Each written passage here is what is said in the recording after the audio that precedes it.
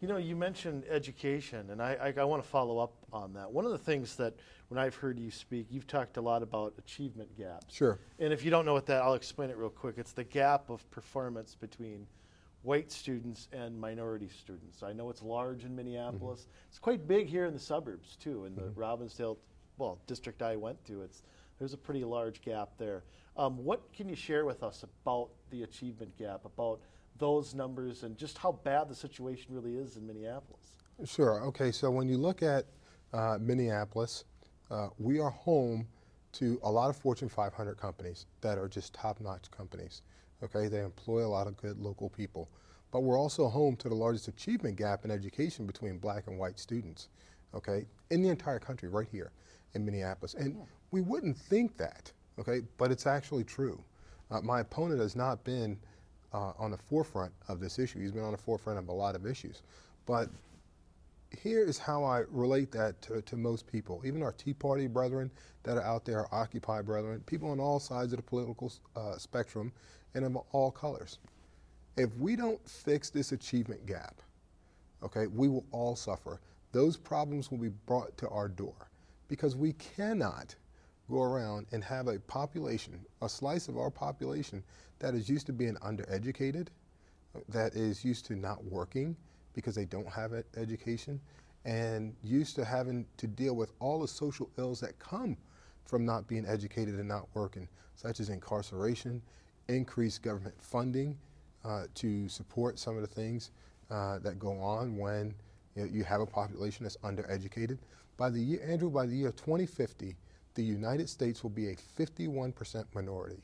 If we don't fix our achievement gaps, we could have 10 to 15% structural unemployment in the country.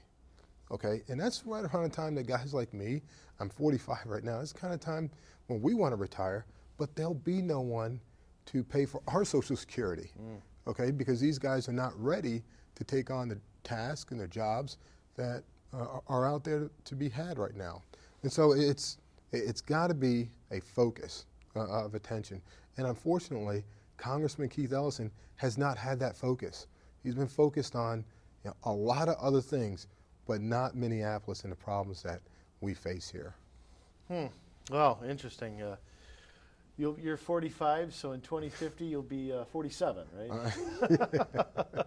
Okay, well let's jump to another issue, and that, of course, is the issue of taxing and spending in the federal government.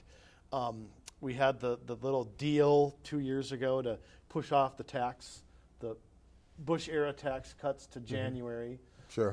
There'll probably be a hodgepodge again in December where everybody will slap backs. Taxing is an issue where, what do you think of just let me ask you, what do you think of our tax system? The rates, all the deductions, do we need a simpler tax code? Do we need a flat tax? Do we need, what do you think the best way is for the federal government to tax for their expenses? Well, I can tell you, this is what our tax code reminds me of. Like a 1960s, 70s Volkswagen Bug with duct tape on it, right? Just chuttering down the road and stuff like that. And so, wow, would have never thought that. I mean, you can look at our tax code that way. You can look at Medicare that way, and Social Security that way. I mean, we just keep duct taping this thing, okay? And what we need is real reform, in all seriousness. And you have to realize when it comes to the federal government and their spending, both parties have been a party to the increased spending out of control, and really no reform in how the federal government does business. So you don't just have to tax or cut, you got to change.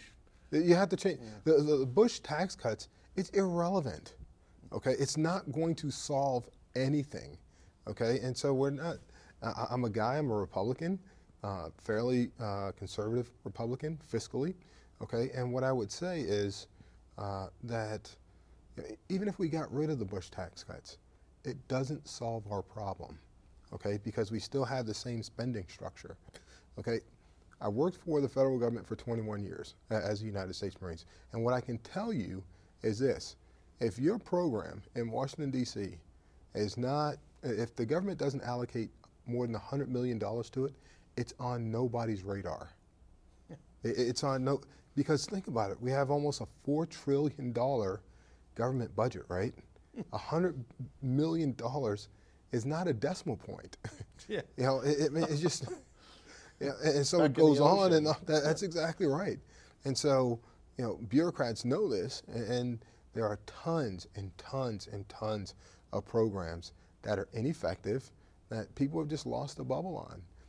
In fact, the GAO report that came out last year said that we can cut over $200 billion in redundant government programs, and it's not been acted on. There were 31 different agencies that provided services to soldiers and sailors for their urgent need requests. 31 different agencies. We had some 19 different agencies all concerned with food safety, okay? We're not going, waste is important, okay? And we need to work to squeeze all of the inefficiencies out of government. But on top of that, we need to have structural reforms.